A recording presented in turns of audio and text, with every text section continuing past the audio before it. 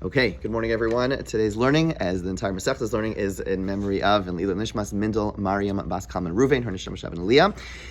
A bit of a technical Gemara still, as we were discussing right before we started, and that is at the beginning of Shabbos. My theory is that it's meant to scare people off. This is meant to scare away like the amateurs from the pros.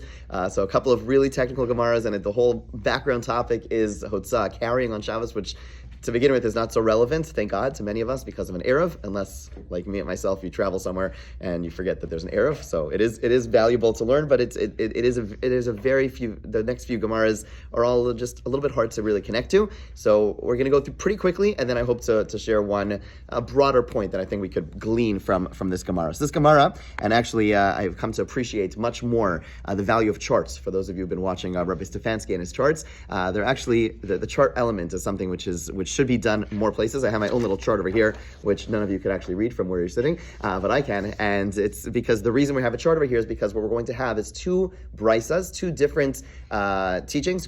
Quick review: what is a brisa? The word bar, milabar, means the outside. So when Rabbi Yehuda Hanasi codified the Mishnayos, he was picking between different teachings that were floating around by all the students, and he captured all those in what we call Mishnayos. However, there were a whole bunch of teachings which he didn't capture, he didn't codify, and they were eventually put down pen to paper or quill to whatever, parchment, and that was something called the brises. They were on the outside. They didn't make the cuts, but they're not exactly like really truly outside, like apocryphal literature that didn't make the cut to Tanakh. They are a literature that is just seen as a little bit less authoritative than the Mishnayos, but still authoritative enough. So we're oftentimes, almost on every page of the Gemara, we incorporate brises. We use brises to ask questions, to bring proofs, and so what we're going to have over here is two brisas, two of these less authoritative teachings, which contradict each other, and through that stira, through that contradiction, we're going to bring a whole bunch of different explanations to how to reconcile this stira, how to reconcile these two brisas, which contradict. One says X, one says Y, about the same ruling.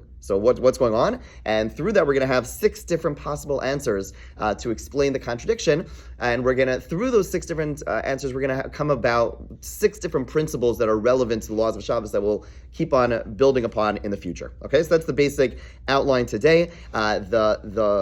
The context of this whole discussion is the case of the Mishnah, where we have an individual standing in one domain. So we have let's say the Ani standing in Rishus HaRabim, and his hands extended over into Rishus HaYachid. Okay? So the question is, how do we see the status of his hand that's extended over? We established yesterday that his hand does not get the status of where his hand is, right? The hand that's hanging, that's just suspended over a domain, right? So again, imagine this is the private domain, I'm in the public domain, I'm the Ani, and my hand is extended over into the private domain. We established yesterday that since my hand is suspended over this domain, it's not connected to the domain that it's in. The question, the Gemara now is first just going to clarify, is it, however, connected to the domain where I'm coming from? When my hand is now into the private domain, is it now considered like it's connected to the domain where I'm standing, i.e. Rishus HaRabim, right? That's the question the Gemara is going to pose. And before we see it inside, let's just spell it out. The clear answer is, as the Gemara is going to establish, it's not. How do I know that? Because remember we had one case where the poor person, or 2 cases,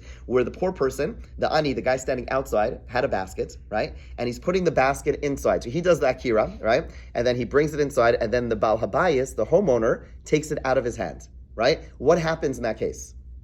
Are they chayav? Is the Baal Habayis chayav? No, they're both pater, right? Now, if we were to say that the Ani, I'm the Ani over here, my hand that is extended over into the public domain is considered really attached to the public, my hand, which is extended, which is connected to me who's in the public domain, now extended into the private domain. If, let's say, my hand is considered as if it's still part of the public domain, and the Baal Habayis, the homeowner, takes it out of my hand, right, and now holds on to it. Wouldn't that be, if it's considered really attached to Rishus HaRabim, then there would be an Akira, a lifting up from Rishus HaRabim, i.e. my hands would be Rishus HaRabim, right? And he's lifting it up and bringing it into the private domain. And yet we don't say that. I'm going to say that again. I feel like that was too quick, right? In other words, again, how are my hands that are extended over a domain considered, right? So I'm the poor person. I'm standing in the public domain. I take my basket that I'm holding in my hands, just imagine, and I'm bringing it into the public domain, right?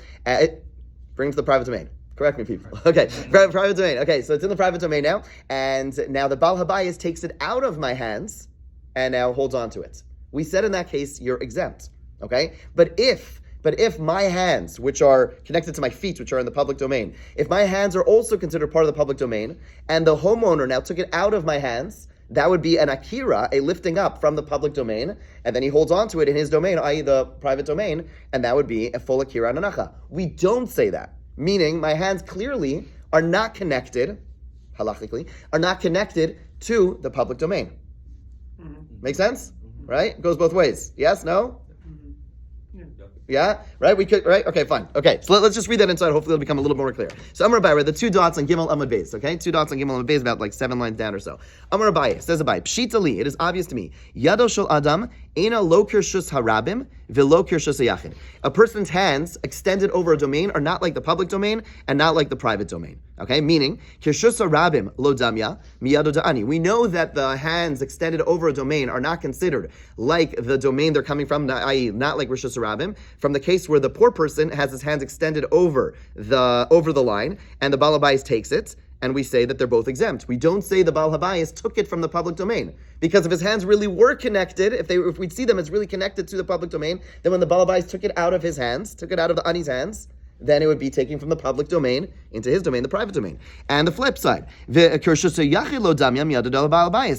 opposite case where the Baal Habayis, the homeowner, extends his hands from the private domain into the public domain, and the poor person pulls it out of his hands, right? And if you were to treat the Baal Habayis, the homeowner's hands, as if they were attached to the Rishus HaYachid, then when I were to take the basket out of the homeowner's hands and bring them to myself, that would be an akira and anacha. We don't say that. So clearly, hands extended over a domain do not assume the status of the domain that they came from. That's clear, okay? What we're going to now deal with, Abaye though asks, Yado shel Adam mahu shete'asa kekarmelis. Do we treat our hands like a carmelis? Okay, a carmelis is the term we're going to use a lot. What is a carmelis? The word carmel, what does carmel mean? Anyone? Sorry?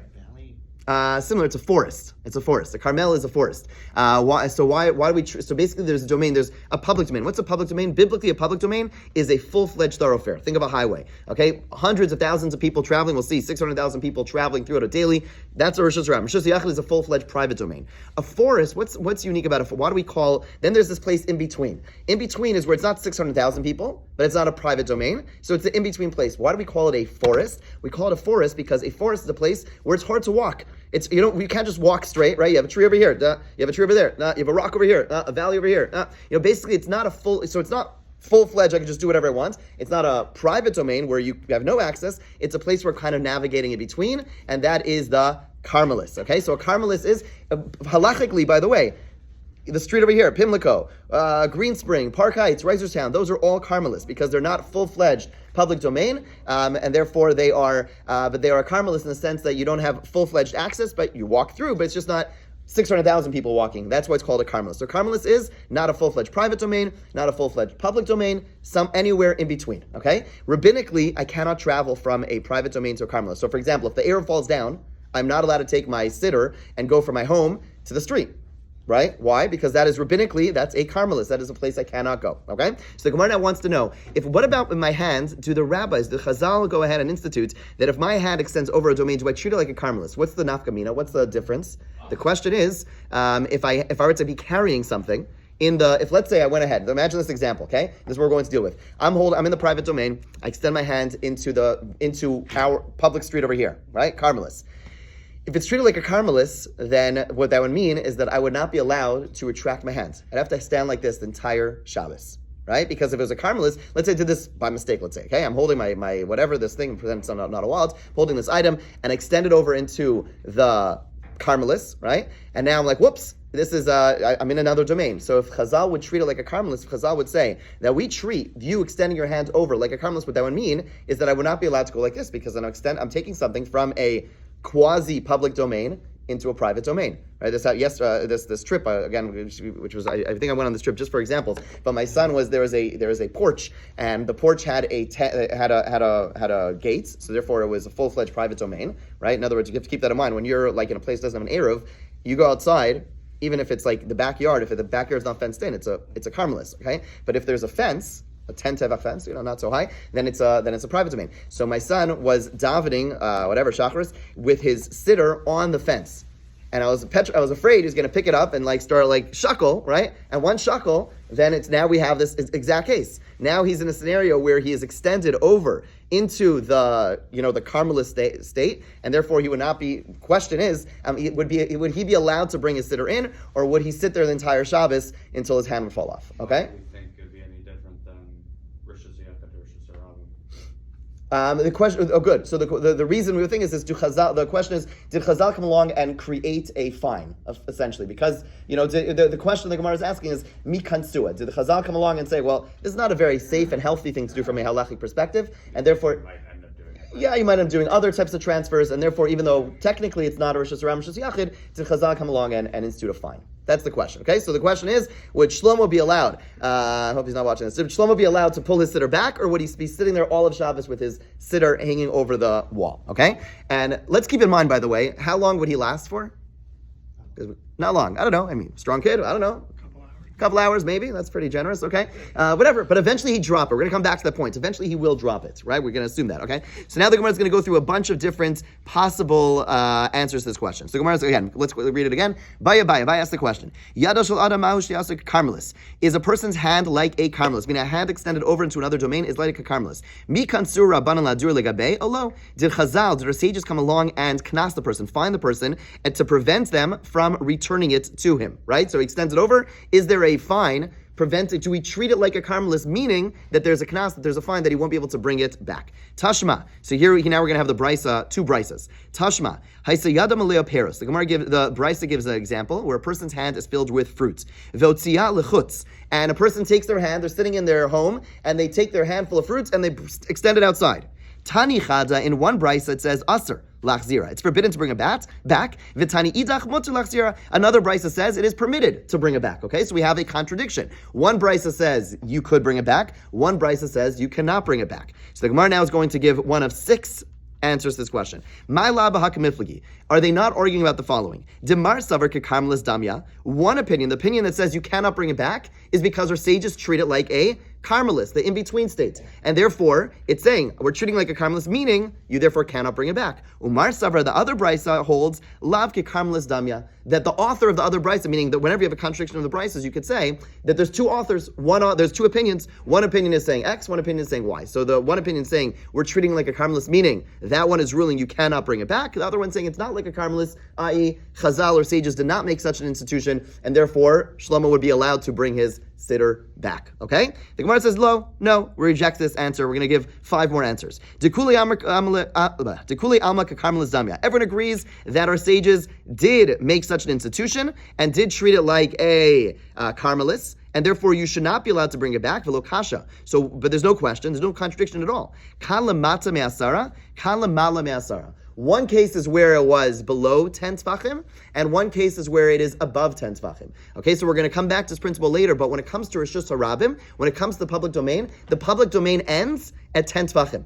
Okay? Our mechitza, if you want to know what 10 tefachim, our mechitza in the other room is 10 tefachim, bare bone 10 tefachim, okay? So above that is actually not Rishus Harabim. Under that is Rishus Harabim. So the case happens to be Shlomo's on a deck. He was upstairs. And so it happens to be it was above 10 tefachim. So basically the Bryce would be saying, if you're above 10 tefachim, so then it would not be an issue, right? But if he was standing downstairs and he extended the hand outside the window and it was within 10 tefachim, then that's when you would not be allowed to bring it back, because again, Rishus Harabim ends at 10 tefachim. It's going to have many different implications, which we're going to come back to. But principle number 1 that we're actually gleaning from here, or maybe 2 at this point, is that Rishus Harabim ends at 10 tefachim, and that's one way of reconciling the 2 brises. And you basically establish each one talking about a different case. One is talking about a case where it's above 10 tefachim, i.e. then there's no Rishus Harabim, and therefore there's no knas, and therefore you would be allowed to pull it back. When did the Rabbanan institute this knas of not pulling it back? When you're in a low stage, which would be equivalent to Rishus Harabim, and therefore the Chazal came along and said, you cannot therefore bring it back. Good? That's. Why does the Gemara use the lashon of Karmelis? Shouldn't it say Rishus Harabim? Karmelis in the sense that it's a rabbinic institution. Yes, meaning the Karmelis by definition is like a Rishus Harabim. Meaning, if you want a buzzword, a shortcut word, to say rabbinic institution of treating it like Rishus Harabim, is saying Kekarmelis. Is saying, to the Chazal make this like Karmelis, which is essentially saying, i.e. making it like Rishus Harabim. So if I'm in Rishus Harabim and I put something out into the Rishus Harabim, like my hand, the fact that I can't bring it back is just a knas also, even if it's Rosh Hashanah, or is that Deraisa? That's the Gemara's question. The Gemara, and I was saying, Kekarmelis, meaning it would be a rabbinic institution. Because we established from the Mishnah that biblically, Deraisa, it's not an issue. It's only now, the only question is, did Chazal come along and say, right? Okay. That makes more sense. Okay. New answer. V'bay Sema, another answer. Idi lamata me'asara. Both are talking about under 10. V'lav kekarmelis damya. And it's not like a karmelis. V'lo kasha kan mi ba'odiom, kan mi shechashecha. One Bryce is talking about where the guy extended his hands before it got dark. Okay, so let's just use Shlomo again. I'm sorry, Shlomo. Basically, he took his sitter and he started davening Kabbalah Shabbos. And he did Tosef. He started before. And it was before sunset. It was before nightfall. And he's holding his sitter out there until he finishes davening. And then he's like, it's dark already. And now he wants to bring it back. That's scenario number one. And there, as we'll see, okay. And the other case is where he was davening Mariv and he extended it above outside. It's already dark, right? One case he did it before it got Shabbos, it was Shabbos, and one case where he does it after Shabbos already begins. Again, kam mod yom kam mishechashecha mimba od yom lo kansur rabbanan. If the guy did it, let Shlomo put his sitter over the fence while it's still day. He started Kabbalah Shabbos there and it was still day. There's no knas because he started the action. It was still day. He didn't do anything wrong at that first stage. However, once it's dark, Chazal, the Rabbanan, if he did it already at nightfall, after it already became Shabbos, that's when he extended his hand over there. They said, whoa, you can't pull your hand back. Again, so one answer is saying he started the action while it was still day, meaning it was still Friday, and then it became Shabbos. There we say, yeah, okay, fine, you can pull it back, no knas, no, fine. But if he extended his hand while it was already nighttime, meaning it was already Shabbos, he extended his hand, okay? Still by mistake, there we said, too bad, you already made too much of a mistake, you can't pull it back, okay? Now let's pause over here because Gemara is going to go on a quick tangent, and it's going to pose the following question. Again, let's go back to what I mentioned earlier. Let's say the guy did extend his hand. According to what we're saying right now, the Bryce is telling us that if I extend my hand while it's already Shabbos, okay, it's 9 p.m. on a Friday night, and I take my hand and I have my sitter and I extend it over the line, I extend it out the window, okay? And now Chazal say, what? There is a knas. I'm not allowed to pull it back, right? So what's going to happen practically? At some point, you're going to drop it, right? There's no way I'm going to be able to hold it. I'm going to fall asleep. I'm not going to be able to hold it. And what does Chazal say? Too bad, right? In other words, they're saying, too bad you're going to drop it, right? Which, by the way, is dropping it worse than holding it out there? Yes. Yeah, right? Because it's real hanacha, right? Meaning Chazal, look what's happening. Chazal is saying, you have to hold on to it, and yeah, you're going to drop it, too bad, right? And basically what they end up doing is forcing you almost to end up dropping it, right? Which means you're going to end up doing something which is a full-fledged biblical violation. You're going to be taking something from the private domain, right? I took my sitter, I put it into the public domain, and Chazal say, you got to hold it forever. I'm not going to hold it forever. I'm going to end up dropping it. And Chazal say, too bad. We're not going to allow you to pull it back, even though it's going to cause you to end up doing a biblical violation. Right? So now the Gemara is going to ask about a similar scenario, which we're going to unpack much more tomorrow. But let's see. Here, the Gemara now goes on a tangent. Adrab, the Gemara says, wait a second, it should be the opposite. Ipcha mistaber, the opposite, it makes more sense. Mi'ba'od yom, if the guy did it while it's still day, meaning the guy put his sitter, Shlomo put his sitter over the edge, into the public domain while it was still day on Friday afternoon, di shadi leilo asli de chiyuv chatas, if he ends up dropping it, no big deal. Because if I did the Akira, if I put it outside my home while it was still day, end up dropping it on Shabbos, did I do an Akira and an Ach on Shabbos? No. I did the lifting up on Friday, and then the dropping happens on Shabbos. I won't be chayiv. So there, Likant Rabbanan, there the rabbi should go ahead and give you a knas. Because worst case scenario, you drop it, okay. Right? When it's dark, but if it happens when it's already dark, it happened at 9 p.m., and if I drop it, I'm going to end up being chayiv a chatas because I did an akira, I lifted it up on 9 p.m., and at 2 in the morning I fall asleep and I drop it, boom, I'm chayiv a chatas. Loli kantra rabbanan, the rabbi should not knas. The fact that the rabbis don't say the opposite, Tifshod Rabibi Barabai. We can answer a question Rabibi Barabai asked. And this question we're going to unpack much more tomorrow. It has very fascinating implications. Debai Rabibi Barabai. Rabibi Barabai asked the following question. Hidbik Paspatanor. Let's say a guy forgot it was Shabbos and you wanted to make some cookies or some bread and you stick it in the oven on Shabbos, right? Now you stick it in the oven. Were you over a malacha? Did a malacha happen yet? No. What is the malacha? Malacha is baking, right? Putting food in the oven for 3 seconds. Did you bake? No, I put food in the oven, right? So let's say I did. So hitir lo l'irdosa kodem she'av l'dechiv chatas o lo hitiru. So now removing something from an oven is a prohibition. Did the rabbis allow you to remove it from the oven once you put it in illegally or not?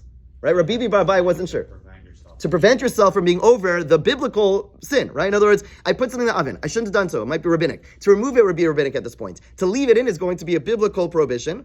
Rabbi wants to, Rabbi Bar wants to know if the guy forgot, stuck it in the oven, and you quickly remembered, you want to pull it out, right?